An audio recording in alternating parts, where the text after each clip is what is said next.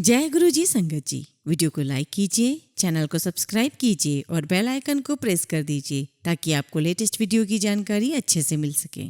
जय गुरु जी संगत जी। गुरु जी का अनंतम अनंतम शुक्राना। गुरु जी के श्री चरणों में कोटि कोटि प्रणाम और प्यारी प्यारी संगत को जय गुरु जी। सृष्टि की रचना है जब से, गुरु जी की महिमा भी है तब से।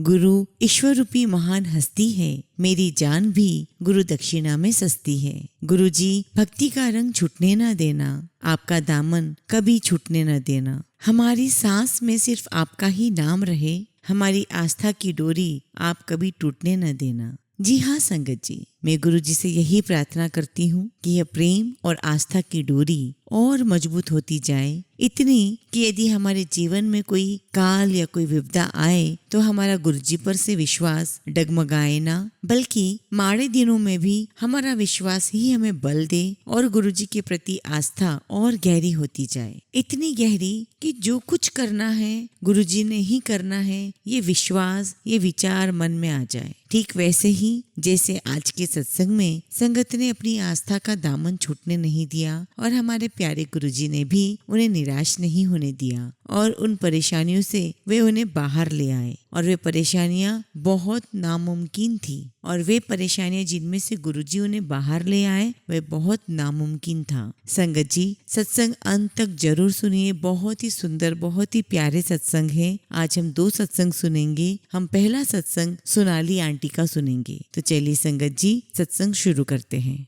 मैं 2.5 सालों से गर्भवती नहीं हो पा रही थी। फिर एक जांच के दौरान एक 5 किलो का ओवेरियन सिस्ट पाया गया। तुरंत ही मेरा ऑपरेशन किया गया। मेरी बाईं ओवरी निकाल दी गई और दाईं ओवरी को काट कर निकाला गया। अब मेरा गर्भवती होना नामुमकिन था। मैं इस बात से अनजान थी कि मेरा भाई जो ज्योतिष शास्त्र जानता है उसने मेरे माता पिता को बताया था कि मैं कभी माँ नहीं बन पाऊंगी, पर मुझे निराशा ना हो इसलिए उसने यह बात मुझसे छुपाई थी। यहाँ तक कि मेरे भाई ने मेरी जन्म पत्रिका अपने प्रोफेसरों को भी दिखाई और उन सबका भी वही विचार था जो मेरे भाई का था। मेरे पति की कुंडली में काल सर्प योग भी था। मैंने 4 बार IUI कराया और हर बार परिणाम विफल गया। फिर मैं गुरुजी से 10 जुलाई 1998 को मिली और मैंने उन्हें अपनी समस्या बताई। पहले तो गुरुजी ने मुझे डांट लगाई, यह कहते हुए कि उन्होंने कोई दुकान नहीं खोली है, परंतु उसी शाम जब मैं घर जा रही थी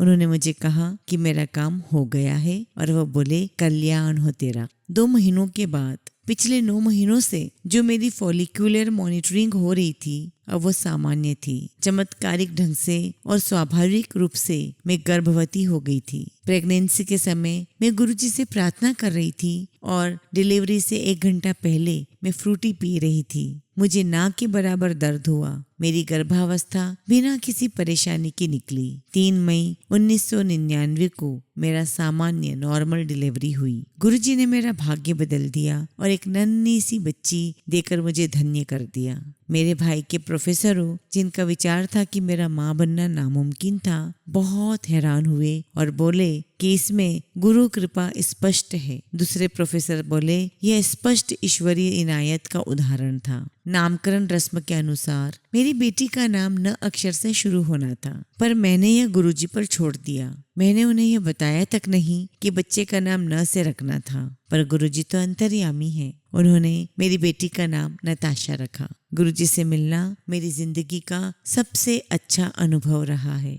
गुरुजी ऐसे ही हमारे पूरे परिवार पर ब्लेस करते रहिएगा। संगत जी अब हम अगला सत्संग सुमन आंटी का सुनेंगे। मैं अपने पति के साथ साल 1995 में ग्रेटर कैलाश में गुरुजी के शरण में आई। शादी के काफी सालों बाद तक हमें कोई संतान नहीं थी और हम बहुत दुखी थे। किसी इलाज से कोई फायदा नहीं हुआ था। जब हम वहां गए और संगत में बैठे हुए थे, गुरुजी अपने कमरे से बाहर आए और हमें अमृत दिया। हम संगत में पहली बार गए थे, इसलिए अमृत की महत्ता और आध्यात्मिक शक्ति से परिचित नहीं थे। आज जब हम मुड़कर उस शाम के बारे में सोचते हैं तो बहुत भाग्यशाली महसूस करते हैं कि पहले ही दर्शन में हमें उनका आशीर्वाद प्राप्त हुआ। फिर गुरुजी ने हमें एक छोटा सा मौका दिया कुछ बोलने का, परंतु इससे पहले कि मेरे पति पूरी तरह बता पाते कि हम क्यों आए हैं, गुरुजी बोले अगले साल। बस इतना ही कहा, अगले साल। यह सब अविश्वसनीय लगता है हर उस व्यक्ति को भी जो पहली बार गुरुजी के यहाँ आता है। गुरुजी के कहे हुए 2 शब्दों से सारी परेशानियां खत्म हो जाती है, पर बिल्कुल ऐसा ही हुआ।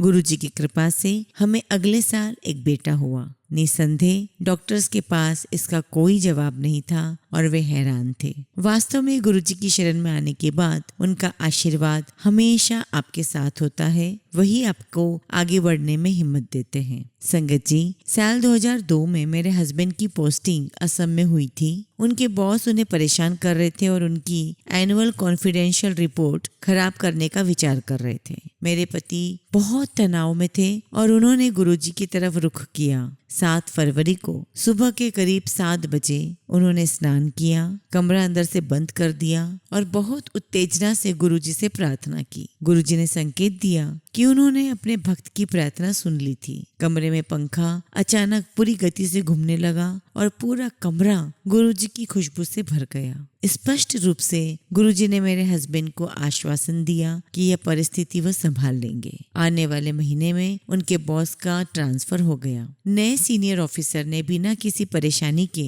मेरे हस्बैंड की एनुअल कॉन्फिडेंशियल रिपोर्ट में बहुत सुधार किया और उसे आगे फॉरवर्ड किया। 1 साल बाद फिर से गुरुजी का कृपालु संरक्षण व्यक्त हुआ। 2003 में मैं श्रीनगर कश्मीर में थी और जिस इमारत में हम रह रहे थे उसमें 2 अन्य महिलाएं रह रही थी। वो दोनों मिलकर मेरे खिलाफ हो गई और मेरी जिंदगी दयनीय कर दी। उनका ताने मारना और नेगेटिव व्यवहार मेरे लिए असहनीय हो गया था। हमारी जिंदगी में जब भी कोई कठिनाई आती है, चाहे छोटी या बड़ी, गुरुजी ही हमारा सहारा होते हैं। इसलिए एक सुबह मैंने गुरुजी से प्रार्थना की। उसी शाम मेरे हस्बैंड एक बहुत अच्छी खबर के साथ घर आए। उनके एक सहकर्मी का ट्रांसफर हो रहा था और अगले ही दिन वो 2 महिलाएं वहां से चली गई। मेरे हस्बैंड दिल्ली की पटियाला कोर्ट में एक एक्सीडेंट केस का सामना कर रहे थे। वह केस व्यर्थ ही खींचता चला जा रहा था और हर बार सुनवाई के लिए मेरे हस्बैंड को असम से आना पड़ता। वह साल 2005 था और मेरे हस्बैंड की आजीविका चलाने के लिए और लाइफ की प्रगति के लिए बहुत आवश्यक था कि यह केस निपट जाए।